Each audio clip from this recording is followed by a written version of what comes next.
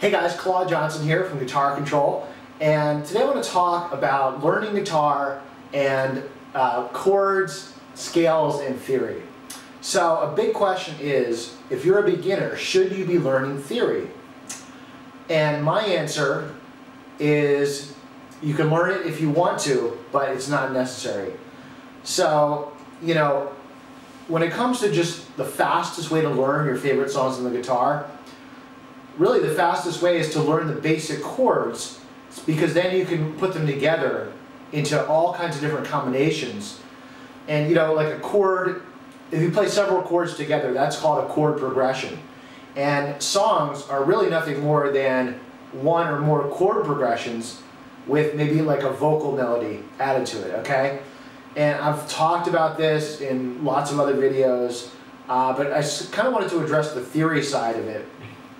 So, you know, if you're interested, if you're fascinated by the music theory, then by all means learn it, because it's only going to add the fuel to the fire of, you know, the excitement of learning an instrument and the language of music. However, if you're one of those people that it's just, you know, you cringe when you hear about the theory or it's confusing, then, you know, don't worry about it for now. You don't really need to know it. So with that said, I just want to give you guys a tiny taste of music theory and how it relates to like playing some of these basic chords and playing songs. So really, the first thing that you should know about music theory is that most of it's based off the major scale, okay? So that's a C major scale, okay?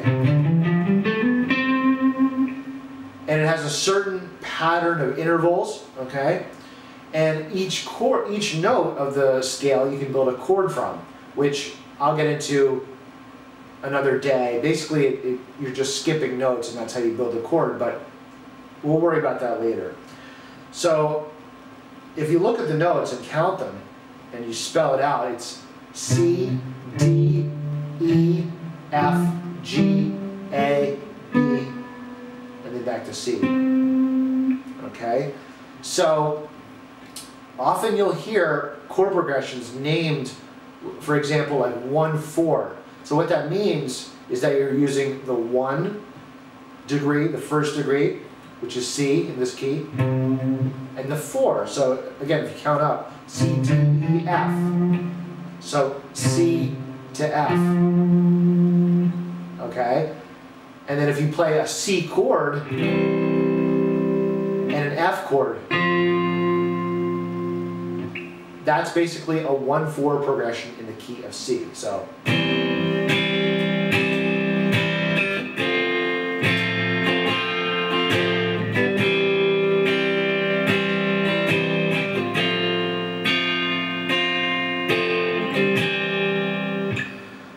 that's a little bit of music theory.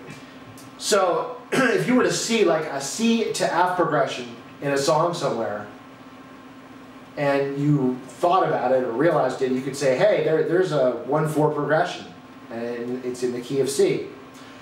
So as you learn more theory, you'll start to be able to analyze different chord progressions, different songs, and you'll be able to kind of put them in little boxes like, hey, that's a 1-4 progression. Also, your ear will start to develop, and you'll be able to hear, like, hey, that sounds like a 1-4 progression. So in a different key, for example, like G to C,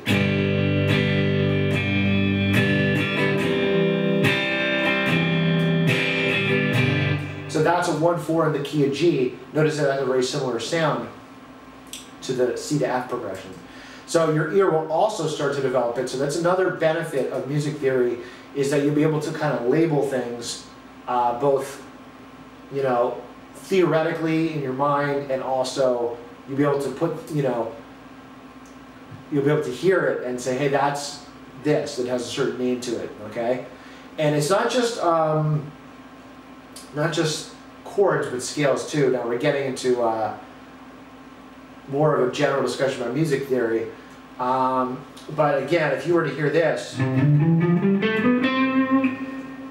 you should eventually be able to tell that that's a major scale, okay?